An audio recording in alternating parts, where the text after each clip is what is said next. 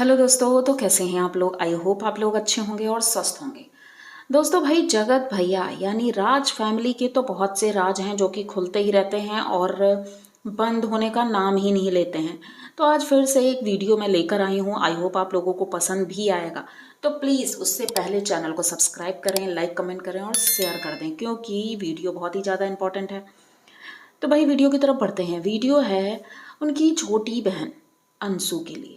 भाई अंशु दिल की बहुत अच्छी है, ये बात तो सभी जानते हैं, और वो ना समझ भी है। उसे समझ में नहीं आता है किस वक्त पर क्या बोलना चाहिए, जबकि उसकी शादी हो चुकी है और फिलहाल वो प्रेग्नेंट भी है। भाई अंशु के घर में फंक्शन था और उनकी नंद के बेटे का शायद बर्थडे था। उस बर्थडे में इनवाइट किया गया था राज फैमिली को भी, लेकिन इनकी फैमिली से कोई भी नहीं गया, सिर्फ इनके पापा गए थे। उसका भी एक कारण था। भाई आंटी जी ने यही कहा कि जाने को तो हम लोग जाएंगे, लेकिन पर्सनल अंशु का जब कोई फंक्शन होगा तो हम लोग ज़रूर जाएंगे। लेकिन आंटी ने अपने हाथों से पकवान बनाकर भेजा। ये सबसे बड़ी बात थी कि जब एक माँ बनाकर भेजती है तो भाई वो चीज़ें अलग होती है। मार्केट से लेकर तो सभी लोग भेजते हैं मीठा और सब कुछ, लेकिन उन्होंने अपने हाथों से बनाया पकवान वहाँ भिजवाया। और बाकी और भी सामान बच्चे के लिए, बेटी के लिए, जो शायद बेटी ही थी जिसका बर्थडे था, उसके लिए पायल, मतलब बहुत चीज़ें, कपड़े वगैरह सब कुछ भिजवाया था और अंकल जी लेकर गए थे। उस बात पर भाई कई लोगों ने कहा था कि भाई सबको जाना चाहिए, लेकिन भाई उन्होंने साफ तौर पर कह दिया कि हम इसमें नहीं जाएं, क्योंकि ये वही नंद हैं जिन्होंने भाई वाईटी पर एकदम बवाल मचा दिया था। जिस वक्त जगत भैया वाला टॉपिक चल रहा था उसी वक्त वो भी कूद पड़ी थी, और उनकी वजह से भी अंशु को बहुत कुछ सुनना पड़ गया था। इनके घर वाले भी नाराज़ हो गए थे, दोनों बहनों में खटपट हो गई थी, बहुत कुछ हुआ था। तो इसी वजह से इनकी माँ ने कहा कि भाई हम वहाँ नहीं जाएंगे। तो अच्छा ही हुआ नहीं गए और सब कुछ बहुत अच्छे से हुआ। लेकिन इनके पिताजी गए थे तो एक चीज़ समझ में नहीं आई। उनके घर जब गए इनके जगत भैया के पापा, तो वहाँ पर रिसीव करने के लिए सिर्फ उनके दामाद जी आए थे। जिनके घर फंक्शन था वो लोग नहीं आए थे रिसीव करने के लिए, इनके दामाद जी आए थे। अच्छी बात है, उन्होंने अच्छे से स्वागत किया। लेकिन कुछ लोगों का कहना है भाई जिसके घर में फंक्शन है उसे तो आना चाहिए, लेकिन वो लोग नहीं आए। इनके दामाद जी बहुत अच्छे हैं, वो तो दिखाई ही पड़ता है कि इतना कुछ होने के बाद भी वो बहुत अच्छे से, एकदम सरल इंसान है, वो बोलने में बहुत अच्छे हैं और उनका स्वभाव भी बहुत अच्छा है। अंशु भी अच्छी, अंशु ने भी रिटर्न गिफ्ट दिया है, जबकि सिर्फ पापा आए थे, लेकिन फिर भी उन्होंने मम्मी के लिए और दोनों भाभीियों के लिए बहुत कीमती और अच्छी साड़ियाँ भेजी हैं। मम्मी के लिए तो चांदी के बिछुए भी भेजे हैं। तो उसने ये कहा कि भाई मुझसे जो हो सकता है मैं कर रही हूँ, और मुझे नहीं पता है कि आगे और क्या करना चाहिए, लेकिन फिर भी उसने जो भी किया बहुत अच्छे से किया।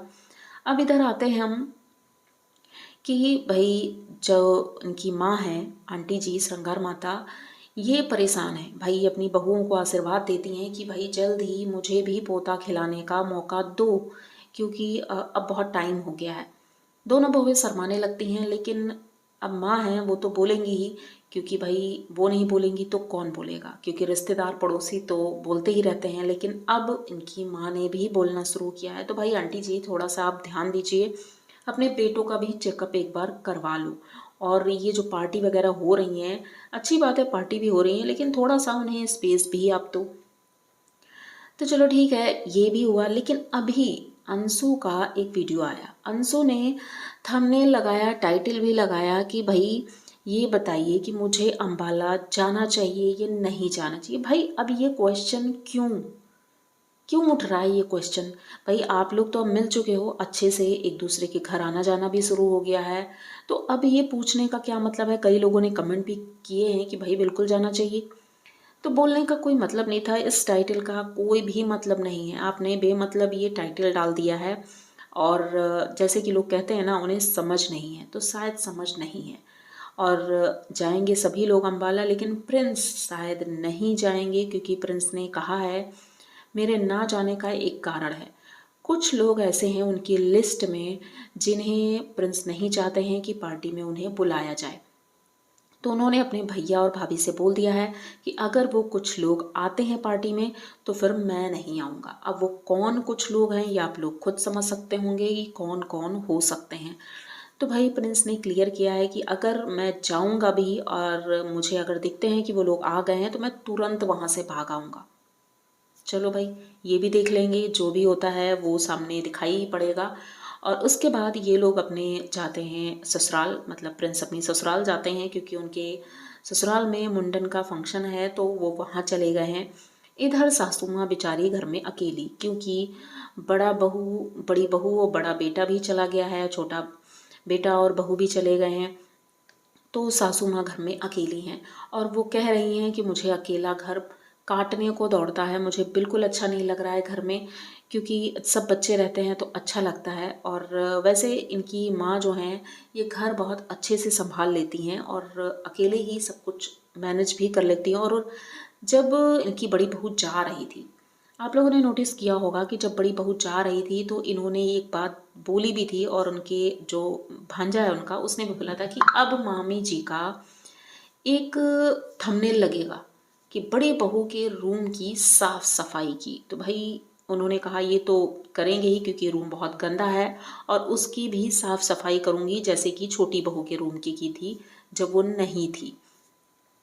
तो ऐसा ही कुछ होने वाला है। अब इनके वीडियो में यही होगा कि भाई ये साफ़ सफाई करेंगी, उसके बाद इन्हें भी अम्बाला जाना है, अम्बाला की तैयारी करनी है। फ़िलहाल तो ये महाकुंभ स्नान करके आई हैं तो बोल रही थी कि थकावट है और थकावट जैसे ही दूर होती है तो हम लोग भी वहाँ जाएंगे। पहले तो इनकी प्लानिंग यही थी कि ये सभी लोग साथ में जाएंगे, लेकिन थकावट की वजह से और कुछ काम है इस वजह से वो नहीं जा पाई हैं। तो जल्द ही हमें सभी लोग अम्बाला वाले घर पे देखने को मिलेंगे और इस बार पार्टी कैसी होगी ये तो भाई देखने वाला होगा, क्योंकि इनका कहना है कि इस बार पार्टी पहले से ज़्यादा अच्छी होने वाली है। देखते हैं कैसी होगी पार्टी और कौन कौन गेस्ट आने वाले हैं। सबसे बड़ी बात तो ये होगी, क्योंकि जो भी गेस्ट आएंगे तो उससे ये पता चलेगा कि आखिर इनकी बॉन्डिंग किससे किससे है। अब बेंगलोर वाली दीदी आ रही हैं या नहीं आ रही हैं, उन्होंने अपनी तरफ से अभी कुछ भी क्लियर नहीं किया है, लेकिन उम्मीद है कि आएंगी। अब एक बात और लोग बोल रहे हैं कि भाई रंजना की मैरिज एनिवर्सरी नहीं सेलिब्रेट की थी बड़ी, मतलब पहली बार।